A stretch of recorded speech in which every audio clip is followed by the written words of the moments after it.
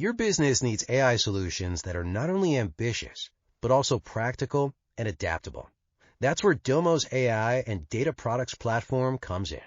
With Domo, you can channel AI and data into innovative uses that deliver measurable impact. Secure AI agents connect, prepare, and automate your data workflows, helping you gain insights, receive alerts, and act with ease through guided apps tailored to your role.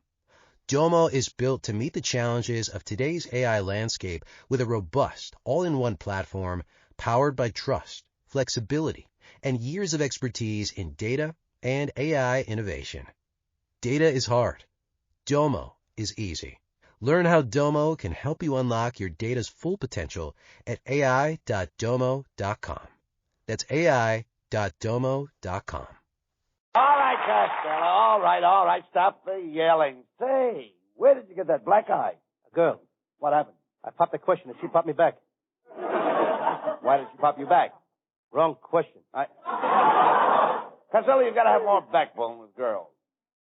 When you're with a girl, assert yourself. What do you mean? Well, just say, look, babe, either you do what I want you to do or go jump in the lake. I tried that. What happened? Last week they pulled 6 girls out of the lake. Now, take me, for instance. I'm very popular with the girls. Oh, yeah? Certainly. Remember the girls at the Glendale Laundry? Yes, they voted you the guy they would most like to mangle. That was Mingo, not Mangle. But remember, Costello, back in Patterson, when the girls got us to join the Patterson Bowling and Necking Society. Yes, we ought to go back there sometime and do a little bowling. Well, I got to leave you now, Abbott. I'm running for door catcher in Glendale. I've got to write out a speech. You running for public office. What do you know about politics? Why, back in New Jersey, I ran for state senator once, but my opponent made a wonderful speech and promised every voter $60 a month. And he was elected, 3,000 to nothing. 3,000 to nothing? Didn't you even vote for yourself? Heck no, I wanted that $60 too. Oh, shut up!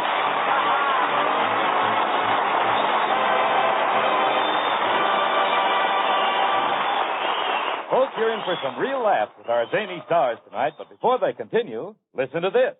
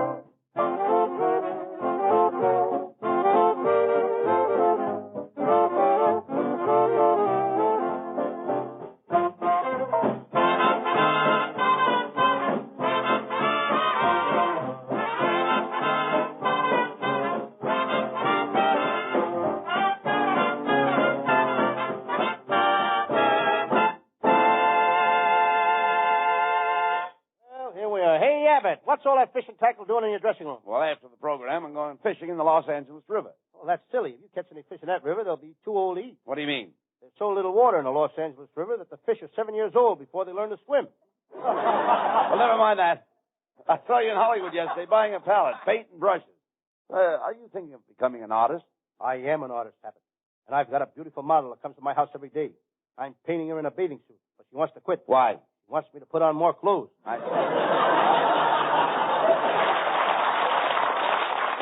How long has this model been posing for you?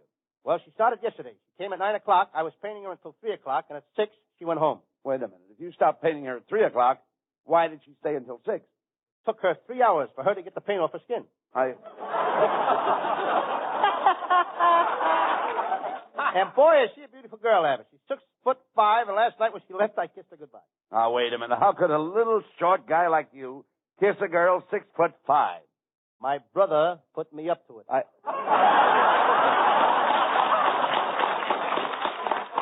You idiot. You a painter. I don't think you ever painted in your life. Is that so? Well, here is a picture I drew of a railroad train. You drew this picture of the train? All I see is the engine. Where's the train? The engine draws the train. Yeah. Here's another sample of my work. It's a painting of my Uncle Mike drinking a bottle of gin. Wait a minute. All I see is an empty bottle. Where's your Uncle Mike? How do you like that? He passed out of the picture. Who's your art teacher, Lou? I'm studying with Rembrandt. You dope. Rembrandt has been dead for 200 years. I was wondering why he never charged me for any lessons. Are there any other artists in your family? Well, my Uncle Jim Kelly is a very unusual painter. He paints men and women. Well, what's unusual about that? Lots of artists paint men and women. On doors? Well,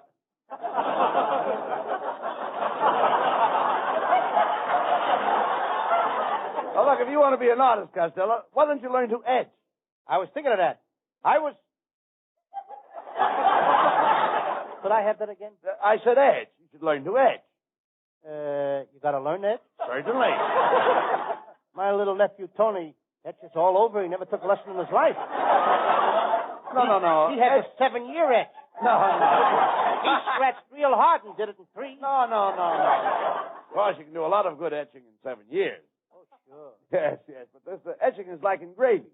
You scratch on a copper plate. I have to scratch on a copper plate? Certainly. Why can't I scratch where it etches?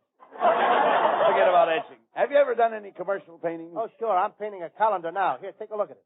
Oh, that's a calendar. All I see is an unfinished picture of a beautiful girl. Where are the dates? I'll make those when I know the girl better. If you love to paint girls, why don't you try bathing beauty? Tried that, Abbott. Those beauties won't let you bathe them. Well, I gotta go now, Abbott. I gotta deal with my new girlfriend. She's a lady wrestler. I think she's in love with me. What makes you think that lady wrestler's in love with you? Last night, she bent me into the shape of a heart.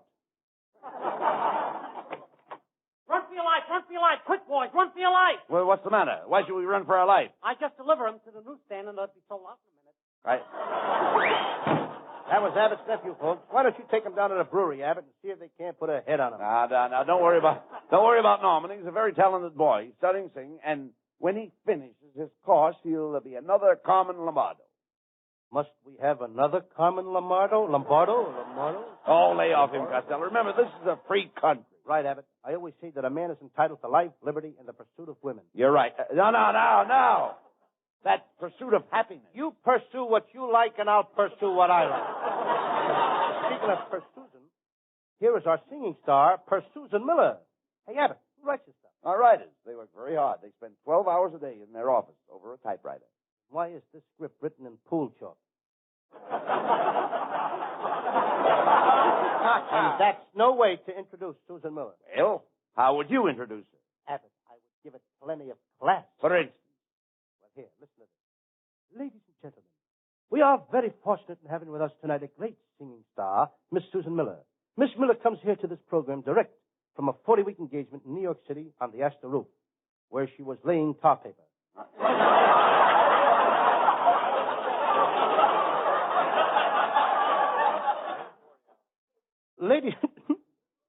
Ladies and gentlemen, this little girl, Susan Miller, is going places. And if I had time, I'd go with her. For her selection tonight, she will sing that touching ballad, Mother, Stay Away from That Oatmeal Salesman, or he'll let you have it in the mush. During this number, she will be accompanied by Matty Mallock and his You Can Have 'Em, I Don't Want 'Em, They're Too Flat for Me orchestra. During this number, you will hear a feature solo by the band soloist, Rudolph and his magic pressure cooker.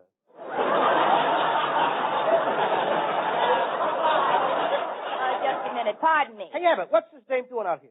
Costello, that's Susan Miller. Oh, yeah, come on, folks. Give her a nice hand.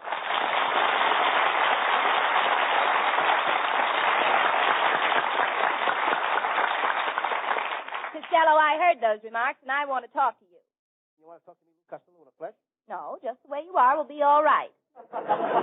Now, what's the idea of telling people that I laid tar paper on the roof of the Astor Hotel? You didn't? Certainly not. It was the Biltmore Hotel. By the way, Costello, I noticed you were out with another girl last night. Shame on you, Costello. You're supposed to be going steady with Susan. You out with another girl? Who was she? I don't know, but she was very classy. I'll tell you who she was. She's the girl that washes cars in the filling station across the street. I wondered why she wore those rubber gloves with her evening gown. Well, Costello, if you're going to go out with other girls, and I'm going to start going out with other men. That's telling him, Susan. You can get plenty of dates. I'll say I can. Why, just this evening, a handsome stranger walked up to me on the street and asked me for a date. Gee, Susan, I hope you wouldn't go out with a total stranger. I should say not. I told him off. You did? Yes. I said, sir, how dare you talk to a beautiful single girl that lives alone at 1537 Vine Street on the second floor in apartment 6 and is always home evenings after 9 o'clock.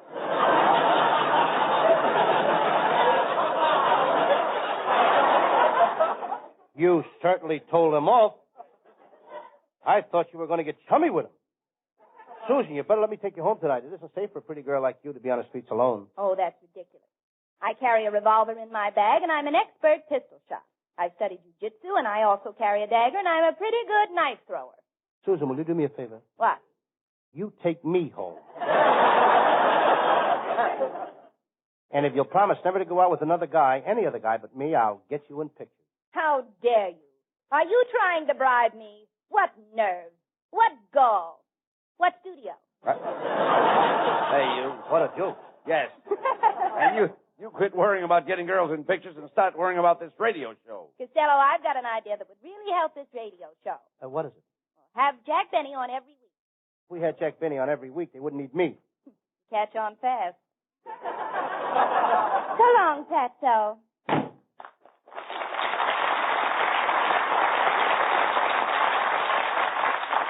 He had a good idea. All comedians need help on the radio. Bob Hope's got Kelowna. Eddie Canna has the Mad Russian. Edgar Bergen's got Charlie McCarthy. Then there's Harry James. Well, Harry James isn't a comedian. No, but look what he's got. You idiot, you're lucky you've got me. Where would you be without me? And where would you be without me? Where would you be without me? Well, we came out even on that one. We can't have a joke after every line. You've got to get some new ideas for this program. Hey, fellows, I got a new idea. Manny Malik, you keep out of this. Your job is to take care of the band. What's the matter with the band? I didn't say anything about the band. I like the band. You've got one of the finest bands in the lower-priced field. Quiet, Costello. Matty, what's the idea you have? Why don't you let me do some of my recitations? Like, for instance, hey diddle diddle, the cat and the fiddle, and the cow jumped over the moon. That's Mother Goose. Rub-a-dub-dub, 3 men in a tub. What's that? That's unsanitary.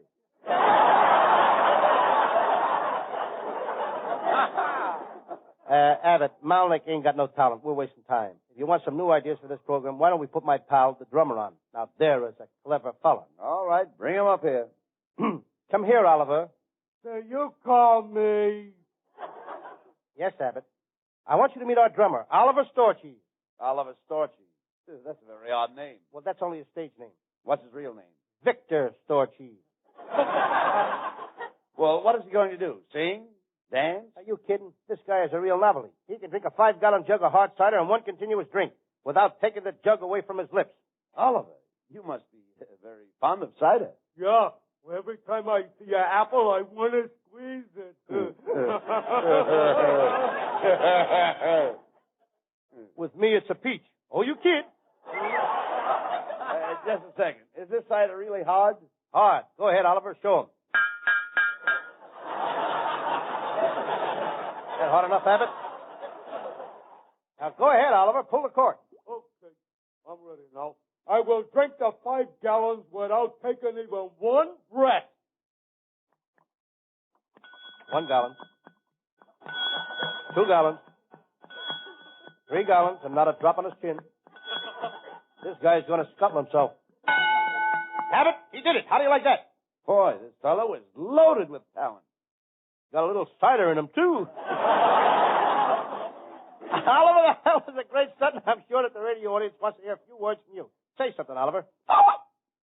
Thank you, Oliver Storchy. Costello, we've simply got to dig up some new ideas for this program. I'm not worried about it, Abbott. If the radio goes on a blink, I can always go back to my old racket. You know, I used to be a sculptor. Sculptor? Yes, I used to make marble toupees for bald-headed statues. Good evening, gentlemen. I understand you boys are looking for a new idea for your radio show, and I have just what you need. My name is Benny Rubin. Costello, this is Benny Rubin, the famous Broadway comedian.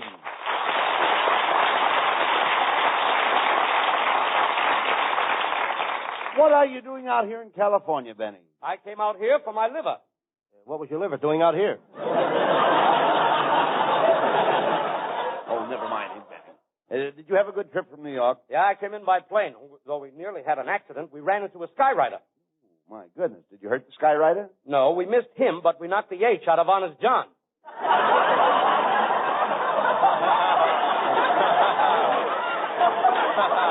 You know, the last time I flew on a plane from New York, there was a fresh guy on a plane annoying the hostess. When the plane landed in Kansas City, they kicked him off. Was the rest of the trip pleasant? I don't know. I took a bus in from Kansas City. Oh, stop this and pay attention, Costello. Mr. Rubin is a great actor. He was in that picture of the Naked City, that's right. I saw that picture in Boston, Rubin, and I didn't see you in it. In Boston, they made us change the title. They called it the Bathrobe City. By the way, Rubin, I'm quite an actor myself. Did you see my last picture? I hope so. It was a great picture, and I'll prove it to you. Did anyone out there in the audience see The Noose Hangs High? I did. And I want to say that it was the finest picture that was ever shown in a theater in this country. It was a great picture. It was a grand picture. And your acting was superb. Thank you, sir. Is there anything else you'd like to say? Yeah, Louie. Mom said on the way home to buy some meat. Get out of here! Aha! You see that? You're not so popular. You even have to bring your relatives in here for your radio show. That's not so. These people love me. They come in here because they want to see me. I'll prove it to you. Is there anybody that don't want to see me act and wants to go home? I do. Anybody else? Oh, stop this nonsense, Costello. Benny, what would you suggest that we do to build up this radio show? Well, the best way to do it is to let the audience participate in the show. Well, I was thinking that if we... What did you say? You should allow the audience to come up on the stage and participate. They wouldn't dare. They haven't got the nerve. That's a good idea that Benny has. How would you suggest we do this, go about this? Benny? Well, I'll tell you. We'll invite some people up from the audience. We'll get them to do some cute little stunts, and then Costello gives the money and prizes, and everybody will be happy. Now, that sounds good, Costello. People like to win things. Oh, yes, I remember my Aunt May was the first person to win prizes on a radio show. She won mink coats, diamond rings, washing machines, sets of dishes, radios, and everything, and then she put all those things in her hope chest. That was 30 years ago. Did you get married? Never married, but that was the start of the Mate Company.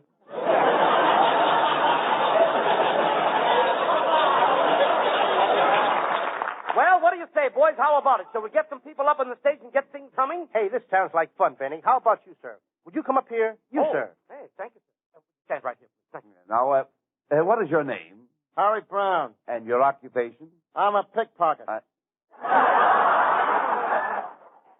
Don't you know it's wrong to take money dishonestly? That's dishonest? Why, what do you do for a living? Pardon me. Let's go on with the program. Wait a minute, boys. Let me handle this. Now, when the audience came in tonight, we gave out door prizes. What did you get when you came in the studio tonight? 3 wallets, a top coat, and a diamond bracelet. No, sir. I didn't mean that. What did you get from our sponsor?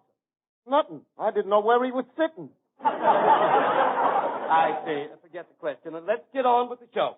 Mr. Costello will ask you a simple question, and if you don't answer it, Mr. Costello will think up a stunt for you to do. Now, I want you to answer this question before the bell rings. What country... Too late, you missed.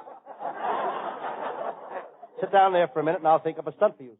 And here's our next contestant, this young lady. Now, what is your name, miss? Magnolia Randolph. Oh, gosh, you're pretty. Are you sure that's your right name, Magnolia Randolph? Yeah. And I have a gold identification bracelet on my ankle that'll prove it. Here's a... Oh, my gold anklet is gone. That's right, Bud. That's her name. Hey, you give her back that bracelet. And have I thought up a stunt for you, Mr. Brown? Mr. Rubin, will you take... Mr. Rubin, come over here. You take Mr. Brown out on Hollywood Boulevard. Now, here's a big basket of bricks. Your stunt will be to break as many store windows as you can and get back here before the program is over. Now, in the bottom of the basket, you'll find a bomb. You throw that through the window of the Bank of America. Aren't we devils? Well, there goes Mr. Brown with Benny Rubin. Have fun, boys. Have fun. And now let's get back to this young lady. What do you do for a living? Well, I'm a dancing teacher. Oh, that's funny. My Aunt Alma's a dancing teacher. She teaches the rumba, but she's not working this week. Why not? She caught a cold hole in her hips and can't shake it off. Oh, you're the cutest man. Oh, thank you. Miss Costello, back home in New Orleans, all us girls listen to you. I'm a Southern Belle. You're a what? I'm a Southern Belle. Let's you and me go out tonight and kick the gong around. Oh, that's a lovely dress you're wearing. Oh, it's not much. That's what I like about it. Brings out your eyes. Mine, too. Is that a Southern dress? Jonah? Certainly does. How do you like Hollywood, miss? Oh, it must be just wonderful to live here in Hollywood among all the big movie stars. Sure is. I live right next door to Betty Grable. That must be wonderful. Mm-hmm. Every morning, Betty Grable sings in her bathtub, and this morning I sneaked right over close to her house. Yes? Brother, can she sing? Enough of this nonsense, Costello. Now, miss, I am going to ask you a question. If you answer it, your stunt will be to kiss Costello. Now, how many... Kiss me, honey. Wait a minute, Costello. I didn't ask her the question yet. I know, but why wait till the last minute? Wait a minute. Here is your question. The tomb of the Egyptian King Tut was built 5,642 years ago. What was the name of the foreman of the bricklayers? Very, very simple. Now think hard. Day or night shift? A night shift. Patrick McGonagall? No, wrong. He was on the day shift. And you have to kiss Costello. All right.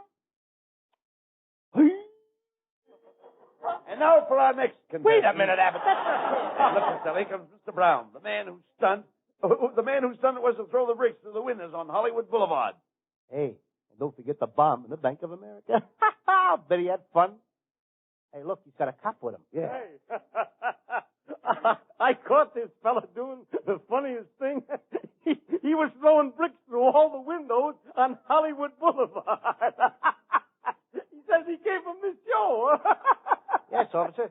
We did it for a stunt. He couldn't answer the question we gave him. Serves him right. Uh-huh. You should have seen him. He didn't miss breaking one window in 6 blocks. I'd have loved to have seen it. It must have been a riot. It was a panic.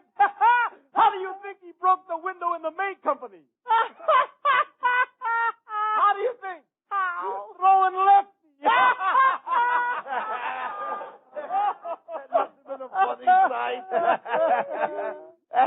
How did you happen to see him all? I guess I was just lucky. I was sitting in my sport car.